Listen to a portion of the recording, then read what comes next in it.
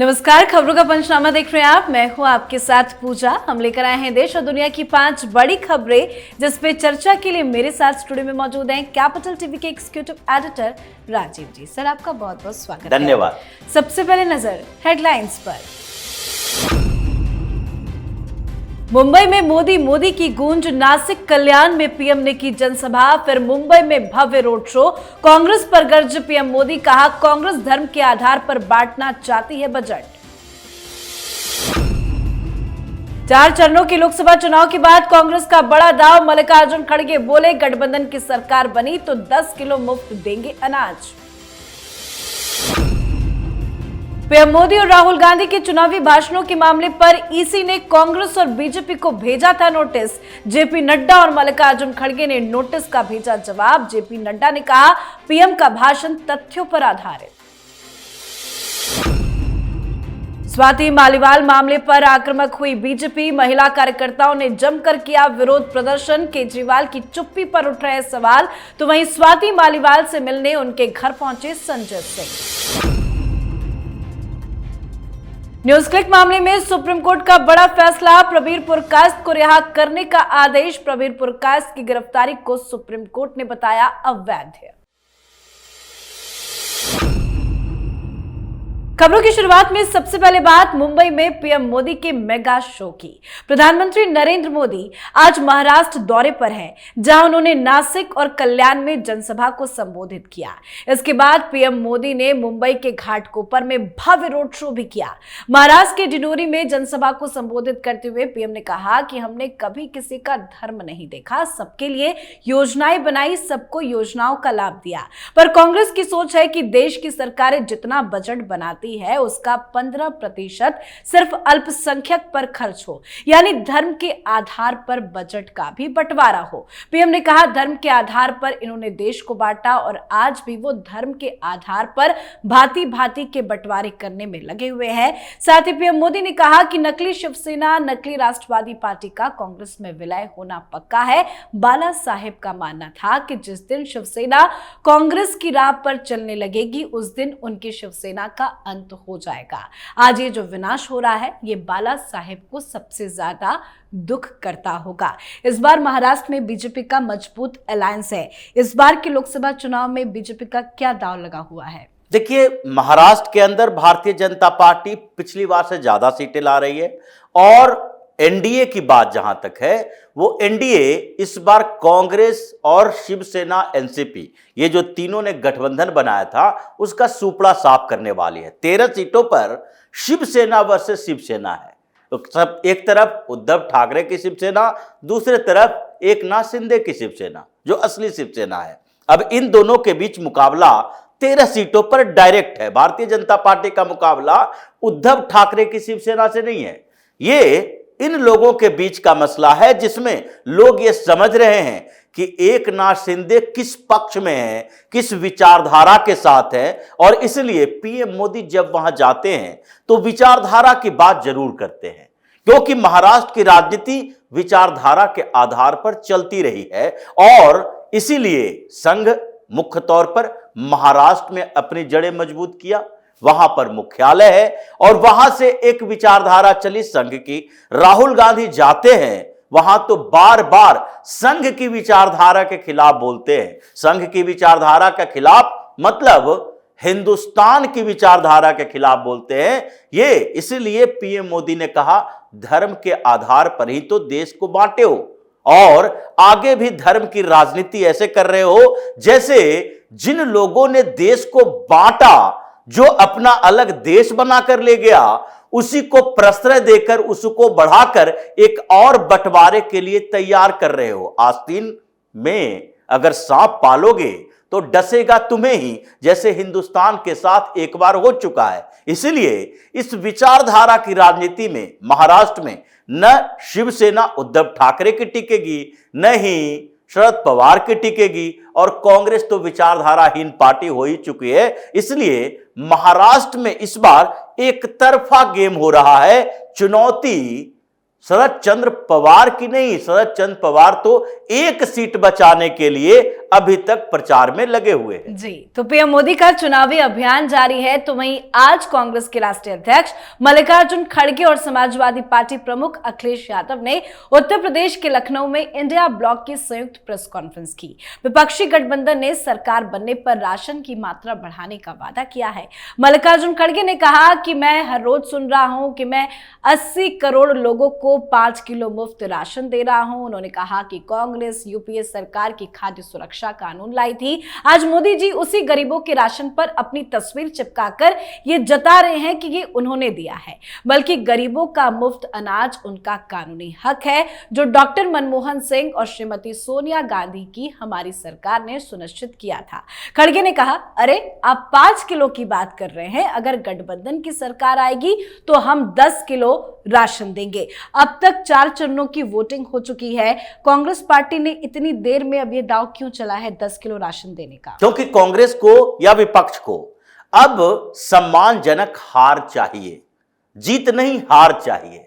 क्योंकि भारतीय जनता पार्टी या एनडीए की बात करें, जहां तक पीएम मोदी का सवाल है, 4 चरणों के चुनाव में लगभग 280 से 90 सीटें एनडीए के खाते में आ चुकी है। इन लोगों का इंटरनल सर्वे बता रहा है, विपक्षी पार्टियों का हर जगह पर जहां जहां चुनाव हुए हैं, इन लोगों का जो इंटरनल सर्वे है, जो पोलिंग बूथ से रिपोर्ट आ रही है, उससे ये लोग घबराए हुए हैं और लग रहा है कि अभी तक तो हम कंफ्यूज्ड हैं।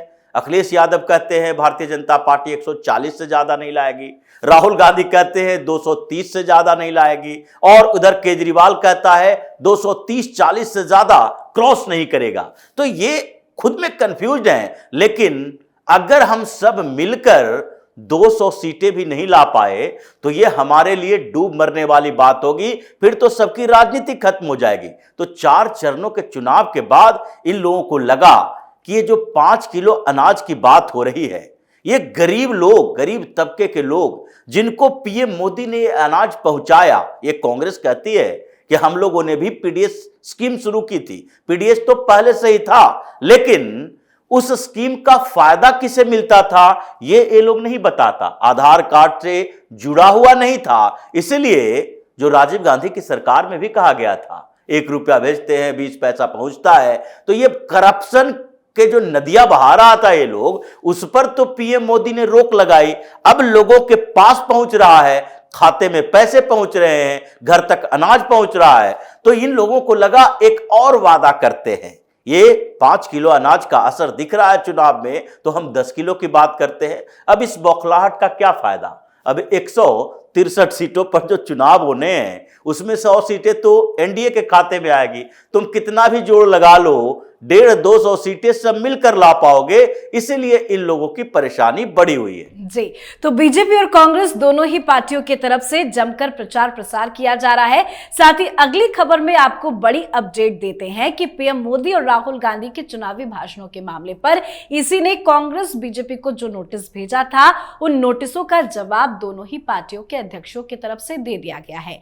जेपी नड्डा ने अपने जवाब में कहा कि पीएम मोदी के सभी भाषण तथ्यों पर आधारित है। साथ ही चुनाव आयोग को भेजे गए अपने जवाब में नड्डा ने शिकायतकर्ताओं पर हिंदू धर्म को अपमानित करने का आरोप लगाते हुए उनके खिलाफ कार्रवाई की भी मांग की है। साथ ही चुनाव आयोग ने कहा कि लोकसभा चुनाव के प्रचार के दौरान बड़े नेताओं को अच्छे उदाहरण सेट करना चाहिए। आयोग ने अपनी दूसरी रिपोर्ट पेश करते हुए कहा कि 90% शिकायतों का निपटारा कर दिया गया है। 425 शिकायतें मिली थी, इनमें से 400 शिकायतों का निपटारा किया जा चुका है। कांग्रेस की 170, बीजेपी की 95 और अन्य पार्टियों की तरफ से 160 शिकायतें मिली थी। जो चुनाव आयोग को जवाब भेजा है दोनों ही पार्टियों के अध्यक्षों ने, क्या कुछ उसमें लिखा गया है? देखिए, सबसे बड़ी बात तो यह है कि इस बार पहल हो रहा है कि अगर किसी के स्टार प्रचारक कोई गलत बात बोलते हैं या उनके ऊपर बोलने का आरोप लगता है, यानी आदर्श आचार संहिता का उल्लंघन करते हैं, तो फिर वो पार्टी के राष्ट्रीय अध्यक्ष को नोटिस जाएगा, आपको जवाब देना पड़ेगा, आप अपने स्टार प्रचारक को समझाएं। इसलिए कांग्रेस की तरफ से पीएम मोदी के खिलाफ शिकायत की गई थी और भारतीय जनता पार्टी ने भी राहुल के खिलाफ कई शिकायतें की। अब इसमें दोनों ने जवाब दिया। जेपी नड्डा का जवाब जो है वो साफ तौर पर इस बात पर आधारित है कि आप लोग ये तय मत कीजिए कि धर्म का मतलब केवल अल्पसंख्यकों का धर्म होता है। अगर कोई हिंदुओं के खिलाफ बोल रहा है तो क्या वो एमसीसी का उल्लंघन नहीं है? आप मॉडल कोड ऑफ कंडक्ट का उल्लंघन नहीं कर रहे हैं। ये पूरी विपक्षी पार्टियां हिंदू विरोधी है और हम तथ्यों पर बात कर रहे हैं। पीएम मोदी का जवाब था कि पीएम मोदी ने कौन सी ऐसी बात कही जिससे आप डायरेक्ट कह सकते हो कि मुसलमानों के खिलाफ बोला गया है। आपकी पार्टी जो है यानी विपक्षी पार्टियों में ये बातें कही गई हैं। मुसलमानों को डराया जाता है। मुसलमानों को बंगाल में कहा जा रहा है कि अगर ममता बनर्जी की सरकार नहीं बनाए या फिर ममता बनर्जी को यहां पर वोट नहीं दिए, जिताए नहीं, तो उसके बाद क्या होगा? तुम्हारे वोटर आईडी कार्ड छीन लिए जाएंगे, तुम्हारी नागरिकता चली जाएगी। यह डराने वाली बात है। आप हिंदू विरोधी हो तो कोई शिकायत नहीं, और मुस्लिमों के बारे में जिक्र कर दिया जाए तथ्यों पर आधारित पॉलिटिकल तरीके से, तो यह एमसीसी का उल्लंघन हो गया। जेपी नड्डा ने तो यहां तक कहा कि ये पूरे देश का अपमान इन लोगों ने किया है राम मंदिर के प्राण प्रतिष्ठा को लेकर बार बार जिक्र करके। इसलिए चुनाव आयोग अभी तक मेंशन नहीं किया है पीएम मोदी का नाम। और ये लोग तो हाईकोर्ट भी गए थे इस बात को लेकर कि मोदी को चुनाव प्रचार करने से रोक दो। हाईकोर्ट ने सीधे भगा दिया कि ये सब नौटंकी ड्रामा चुनावी मंचों पर किया करो। इसलिए चुनाव आयोग ने अपनी पूरी रिपोर्ट दे दी। अब खड़गे साहब जो बार बार चुनाव आयोग के दरवाजे पर जाते हैं, उनके पास तो पूरी लिस्ट है कि किसने शिकायत की और किस पर क्या संज्ञान लिया गया। अब ये मत कहना कि चुनाव आयोग भारतीय जनता पार्टी के खिलाफ कार्रवाई नहीं करती, सिर्फ हमारे नेताओं के खिलाफ कार्रवाई करती है, क्योंकि सारी लिस्ट आप लोगों के पास है। देखो कि कितने शिकायत किसकी की गई और उस पर चुनाव आयोग ने क्या किया है। जी, अब बात करते हैं दिल्ली की राजनीति की, जहां स्वाति मालीवाल के मुद्दे पर केजरीवाल बुरे फंस गए हैं। स्वाति मालीवाल के साथ हुई अभद्रता को लेकर बीजेपी की महिला कार्यकर्ताओं ने आज सुबह सीएम हाउस के बाहर जोरदार प्रदर्शन किया। केजरीवाल के खिलाफ जमकर नारेबाजी की गई। बीजेपी ने सवाल किया कि 50 घंटे बीत गए हैं, सबके मन में यह सवाल है कि सुल्तान साहब के शीश महल में क्या हो रहा है, आखिर केजरीवाल क्यों चुप है, क्यों कार्रवाई नहीं कर रहे हैं। तो वहीं आज संजय सिंह ने स्वाति मालीवाल से उनके आवास पर जाकर मुलाकात की है। वहां से निकलने